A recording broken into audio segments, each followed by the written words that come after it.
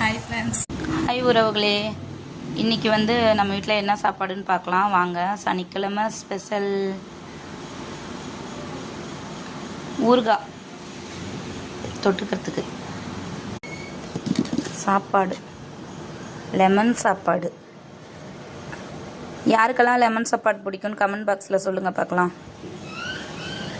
Lemon சாப்பாடு. அடுத்தது